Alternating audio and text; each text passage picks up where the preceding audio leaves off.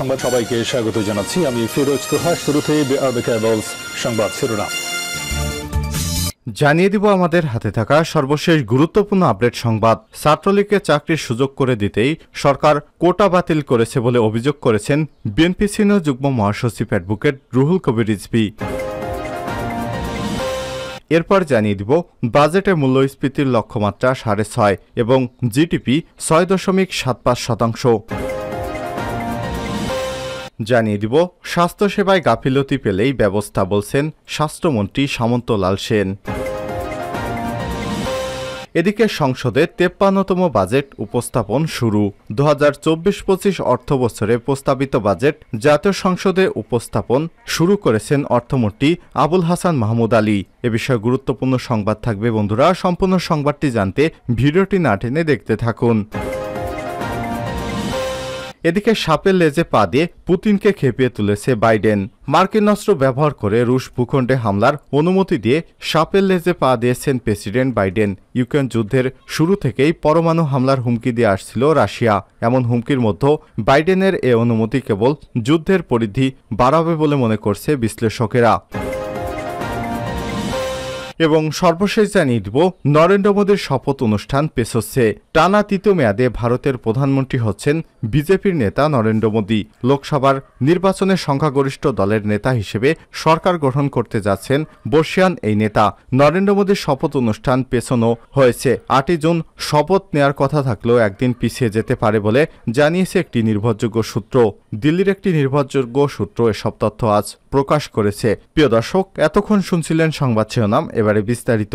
তবে তার আগে বন্ধুরা, আপনি কোন স্থান থেকে আমাদের সংবাদটি দেখছেন কমেন্ট করে জানিয়ে দিন।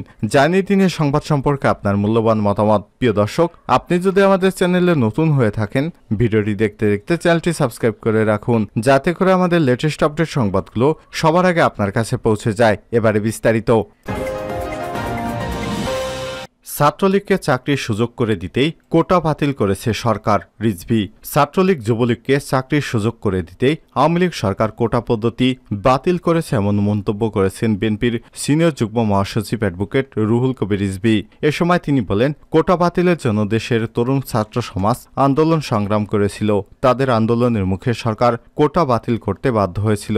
এখন সরকারের লোক দিয়ে রিট করিয়ে হাইকোর্টের মাধ্যমে আবার তা বাতিল করা হলো। বৃহস্পতিবার 6 জুন দুপুরে রাজধানীর সেগুনবাগিচার ঢাকা রিপোর্টার্স ইউনিটিতে এক আলোচনা সভায় প্রধান অতিথির বক্তব্যে সব কথা বলেন রুহুল কবির রিজভী।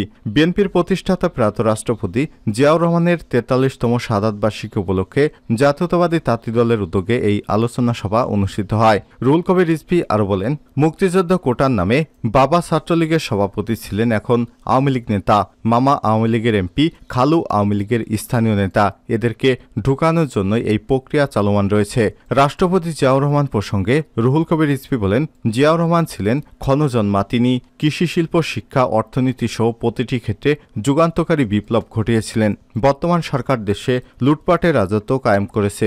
সরকার সব প্রতিষ্ঠান ধ্বংস করে এদেশে একদলীয় শাসন কায়েম করেছে। তিনি বলেন, ক্ষমতা দখলে রেখে অনন্তকাল ক্ষমতায় থাকার অসৎ অভিপ্রায় বিএনপির নেতাকর্মীদের বিনাশ করার জন্য সরকার বিনা বিচারে নেতাকর্মীদেরকে কারাগারে রেখেছে। সরকার বিচার বিভাগকে হাতিয়ার হিসেবে ব্যবহার করছে।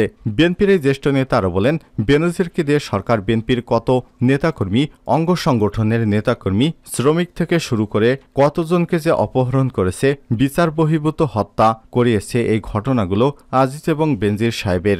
এসব ঘটনা আজকে মানুষ শুধু বিস্ময়ে শুনছে, সরকারের কাগজ পড়ছে আর বিস্মিত হচ্ছে। আমরা তো মাত্র ছিটে ফোঁটা জানি, ভেতরে যে আরো কত কিছু আছে এগুলো এখনো বের হয়ে আসেনি। গুণী মানুষেরা এখন কারাগারে লোহার খাঁচায়, এমন মন্তব্য করে বিএনপির মুখপাত্র রুহুল কবির রিজভী আরও বলেন, ডক্টর ইউনূস বলেছেন তিনি আধা ঘন্টার মতো লোহার খাঁচায় ছিলেন। আর দেশের সবচাইতে জনপ্রিয় যে নেত্রী, তিনি বছরের পর বছর লোহার খাঁচার মধ্যে আবদ্ধ। আজকে ডক্টর ইউনূস সাহেবেরা সম্মানিত নন, এখন সম্মানিতকে বেনজির আজিজ সাহেবেরা সম্মানিত। এ সময় তিনি বলেন, বেনজিরের স্ত্রীর নামে 646 বিঘা জমি পাওয়া গেছে, অথচ এই ভদ্রলোক বেনজির নাজির সাহেব তিনি ওসিদের সম্মেলনে ওসিদেরকে বলেন দুর্নীতির ব্যাপারে জিরো টলারেন্স নীতিতে থাকতে হবে, অথচ তার বেতন ভাতা বাবদ তিনি ইনকাম করেছিলেন মাত্র 1 কোটি থেকে 1.5 কোটি টাকা, অথচ তার স্ত্রীর নামে রয়েছে প্রায় 50 কোটি টাকার সম্পত্তি। তাহলে দুর্নীতি কারা করে এখন সেটি স্পষ্ট। বাজেটে মূল্যস্ফীতির লক্ষ্যমাত্রা 6.5, জিডিপি 6.75%। দেশে খাদ্যদ্রব্যের বাজারের ঊর্ধ্বগতিতার প্রভাব পড়েছে সার্বিক মূল্যস্ফীতিতে। গত 2 বছর ধরে বাংলাদেশের উচ্চ মূল্যস্ফীতি বিরাজ করছে। খাদ্যপণ্যের বাড়তি দামের চাপে পিষ্ট সাধারণ মানুষের দিন যাপন। উচ্চ মূল্যস্ফীতির লাগাম টানতে সরকার নানা ধরনের পদক্ষেপ নিলেও কোনো কাজে আসেনি। এমন অবস্থায় ক্রমবর্ধমান উচ্চ মূল্যস্ফীতির সামনে আগামী অর্থবছরে 2024-25 প্রস্তাবিত বাজেটে লক্ষ্যমাত্রা ধারণ করা হয়েছে 6.5%। একই সঙ্গে 6.75% জিডিপি প্রবৃদ্ধি আশা করছে সরকার। বৃহস্পতিবার 6 জুন জাতীয় সংসদে 2024-25 অর্থবছরে বাজেট উপস্থাপন করেছেন অর্থমন্ত্রী আবুল হাসান মাহমুদ আলী। বাজেট বক্তৃতায় তিনি আগামী অর্থবছরে মোট দেশজ উৎপাদনের জিডিপি এবং মূল্যস্ফীতির লক্ষ্যমাত্রা তুলে ধরেন। বাজেট বক্তব্যে অর্থমন্ত্রী বলেন, মূল্যস্ফীতির হার কমিয়ে আনার লক্ষ্যে সংকোচনমূলক মুদ্রানীতি অনুসরণ করা হচ্ছে এবং রাজস্ব নীতিতে সহায়ক নীতিকৌশল অবলম্বন করা হচ্ছে। মূল্যস্ফীতির চাপ থেকে সাধারণ মানুষকে সুরক্ষা দিতে ফ্যামিলি কার্ড, OMS ইত্যাদি কার্যক্রম জোরদার করা হয়েছে। আমাদের গৃহীত এসব নীতিকৌশলের ফলে আশা করছি আগামী অর্থবছরে মূল্যস্ফীতি 6.5% নেমে আসবে। যদিও চলতি অর্থবছরে বাজেটেও একই লক্ষ্যমাত্রা ধরা হয়েছিল, কিন্তু তার ধারে কাছেও যাওয়া সম্ভব হয়নি। পরে যদিও লক্ষ্যমাত্রা 6.5% থেকে বাড়িয়ে করা হয়েছে 7.5%, তবে এই লক্ষ্য পূরণ করা যায়নি, যার ফলে চলতি অর্থবছর জুড়েই মূল্যস্ফীতির হার ছিল 9%-এর বেশি। বাংলাদেশ পরিসংখ্যান ব্যুরোর সর্বশেষ তথ্য অনুযায়ী গত মে মাসে দেশের সার্বিক মূল্যস্ফীতি হয়েছে 9.89%।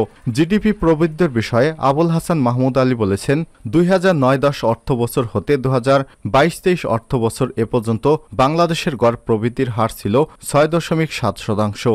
এই গতি ধরে রাখার লক্ষ্যে কৃষি এবং শিল্প খাতের উৎপাদন উৎসাহিত করতে যৌক্তিক সকল সহায়তা অব্যাহত রাখা হবে। পাশাপাশি গুরুত্বপূর্ণ অবকাঠামো এবং প্রকল্পসমূহের যথাযথ বাস্তবায়ন এবং রপ্তানি ও প্রবাস আয় বৃদ্ধির লক্ষ্যে সুনির্দিষ্ট কর্মপরিকল্পনা গ্রহণ করা হবে। আশা করছি আমাদের গৃহীত এসব নীতি প্রকৌশলের ফলে আগামী অর্থবছরে 6.75% জিডিপি প্রবৃদ্ধি অর্জিত হবে এবং মধ্যমেয়াদে তা বৃদ্ধি পেয়ে 7.25%-তে পৌঁছবে।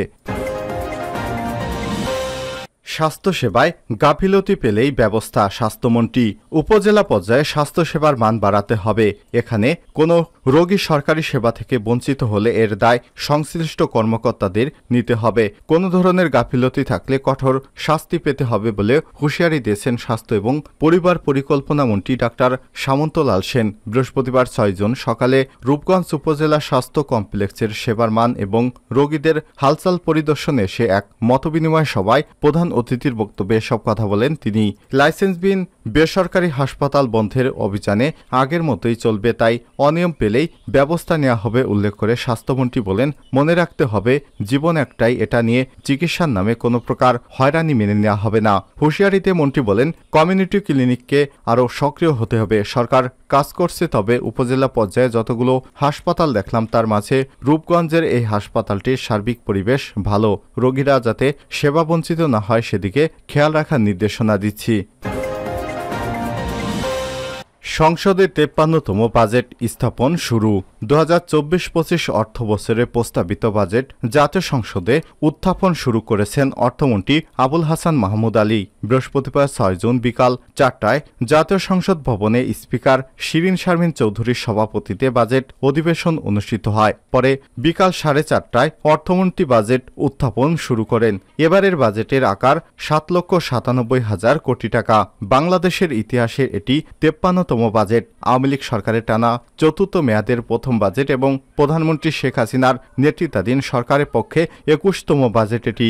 রেওয়াজ অনুযায়ী এদিন অর্থমন্ত্রী ব্রিকসেস নিয়ে সংসদে প্রবেশ করেন। প্রতিবারের ন্যায় এবারও মন্ত্রিপরিষদ বিভাগ থেকে অর্থমন্ত্রীকে ব্রিফকেস সরবরাহ করা হয়েছে।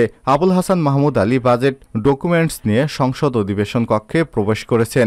এর আগে দুপুরে মন্ত্রিসভায় বিশেষ বৈঠকে 2024-25 অর্থ বছরে প্রস্তাবিত বাজেট জাতীয় সংসদে উপস্থাপনের জন্য অনুমোদন দেওয়া হয়। বৈঠকে সভাপতিত্ব করেন প্রধানমন্ত্রী শেখ হাসিনা।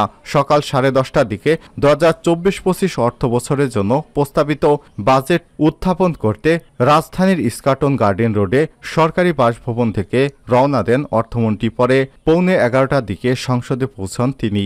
অর্থ মন্ত্রণালয়ের সূত্র থেকে জানা যায়, এবারের বাজেটের আকার হতে যাচ্ছে 7,97,000 কোটি টাকা।